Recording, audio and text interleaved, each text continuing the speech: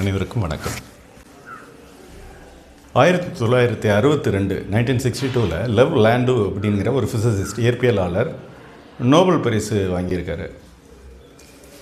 எதுக்காக அவர் நோபல்னா liquid helium ஆய்வுகளுக்காக பருப்பொருட்களை அழுத்தினால் என்ன ஆகும் குறித்த ஆய்வுகளினோட முன்னோடி அவர். இயற்பியலில் ஒரு முக்கியமான ஆளுமையாக இன்று வரை அறியப்பட்டிருக்கிறார். லவ் லேண்டுவோ அவர் வாங்கின நோபலோ இதையெல்லாம் கடந்து அவர் சொன்ன ஒரு செய்தி நமக்கு அவசியமாக இருப்பதால் நான் இங்கே அதை பகிர்கிறேன். அவர்கிட்ட ஒரு கேள்வி கேட்டாங்க, ஐயா நீங்கள் தாய்மொழியில் படிக்காட்டி உங்களுக்கு இந்த வளர்ச்சியும் அறிவுத்திறனும் வந்திருக்குமா என்று கேட்டார்கள். அவர் சொன்னார், அசர்பைசான் காடுகளில் குளக்கரைகளில் ஆடு மேய்ச்சிட்டு இருந்திருப்பேன். எனக்கு தாய்மொழியில் கல்வி இருந்ததுனால தான் சிந்தனை திறன் வந்தது. இந்த சிந்தனையின் வழியில் ஆழமாக யோசித்ததால் தான் நான் ஒரு இயற்பியலாளராக அறிவியலாளராக மாறினேன் என்றார். இது எல்லோருமே எப்போதும் பேசுகிற விஷயம்தான். தமிழகத்தில் மிக சிறப்பாக பல்வேறு இடங்களில் தாய் தமிழ் பள்ளிகள் இயங்கி வருகின்றன. உங்களுக்கு என்ன ஒரு சின்ன வேண்டுகோள்னால், அடுத்த முறை ஒரு தாய் தமிழ் பள்ளியை பார்க்கிற பொழுது அதற்கு ஒரு சிறு நூலையோ அல்லது ஒரு நடத்தி வருபவர்களுக்கு ஒரு சிறு பரிசையோ ஒரு சிறு கைகுலுக்கையோ ஒரு புன்னகையோ நீங்கள் கொடுத்தால் போதுமானது.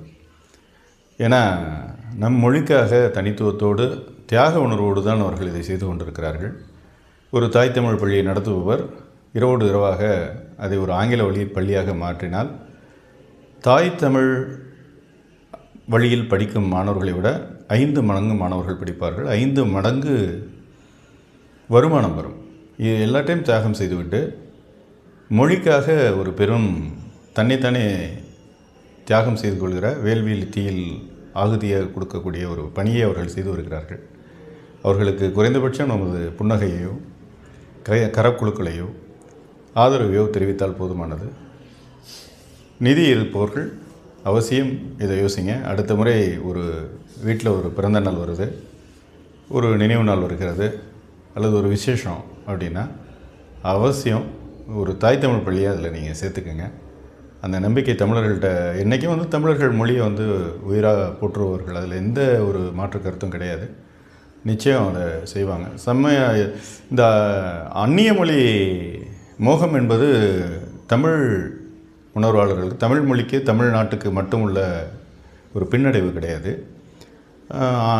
இங்கிலாந்து போனீங்க அப்படின்னா ஆங்கிலேயர்கள் விரும்பி காதலித்து படிக்கக்கூடிய ஒரு மொழியாக என்ன இருக்கிறதுன்னு பார்த்தீங்கன்னா கிளாசிக்கல் லாங்குவேஜ் என்று அழைக்கப்படுகிற கிரீக் அண்ட் லாட்டின். அவங்க அதை ரொம்ப கொண்டாடுவாங்க. கிரேக்க மொழியையும் லத்தீன் மொழியையும் அவங்க கொண்டாடுவாங்க. அப்போ இந்த கரையில் இருப்பவர்கள் எப்போதும் அந்த கரையை பார்த்து கொண்டிருப்பது இயல்பான ஒரு விஷயம். இதையெல்லாம் கடந்து ஒரு புரிதலுக்கு நாம் வர வேண்டியிருக்கிறது. நம்மளுடைய அரவணைப்பும் அன்பும் எப்போதும் தாய் தமிழ் பள்ளிகளுக்கு இருக்க வேண்டும் என்பதற்காக தான் நான் பேசுகிறேன்.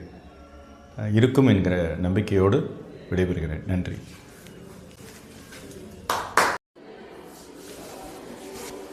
வணக்கம். ஒரு உருப்படியான விஷயத்தை பற்றி பேசலான்னு, வரலாற்றில் ஒரு சதுர அடி அப்படின்னு ஒரு திட்டம் போயிட்டுருக்கு. பொதுவாக நமக்கு மொழி உணர்வு மற்ற மாநிலங்களோட தமிழர்களுக்கு அதிகமாகவே இருக்கும். இப்போ பார்த்திங்க அப்படின்னா ரோஜா முத்தையா நூலகம் புதிதாக ஒரு 80,000 சதுர அடியில் ஒரு கட்டடத்தை எழுப்பி வர்றாங்க. மற்ற நூலகங்கள் போல் இல்லாமல் இது ஒரு சிறப்பு ஆய்வு நூலகம். கிட்டத்தட்ட 350 ஆண்டுகளுக்கான அச்சு வரலாறு இங்கே இருக்குது. 350 ஆண்டுகளில் இந்த தமிழ் எழுத்துருக்கள் எப்படி வந்ததுன்னு ஆய்வு பண்ணி சமீபத்தில் கொற்கை அப்படின்னு ஒரு ஃபாண்ட் அவங்க ரிலீஸ் பண்ணியிருக்காங்க. அதே மாதிரி நிறைய நூட்கள் இருப்பதனால மாடர்னைஸ் பண்ணி காம்பேக்டர்ஸ் வச்சு புக்ஸை ப்ரிசர்வ் பண்ணுறாங்க. முக்கியமான விஷயம் அது. இது தவிர தமிழ் ஆய்வுக்குன்னு ஒருத்தங்க ஒரு பிஹெச்டியோ அல்லது எம்ஃபிலோ ஏதாவது ஒரு தமிழ் ஆய்வு, மொழி ஆய்வு, பண்பாட்டு ஆய்வு அப்படின்னா முதல் நிலை தரவு பெட்டகமாக ரோஜா முத்தையா நூலகம் இருக்கிறது. ஆய்வு நூலகம். ஸ்டாப் பண்ணுங்க பார்ப்போம்.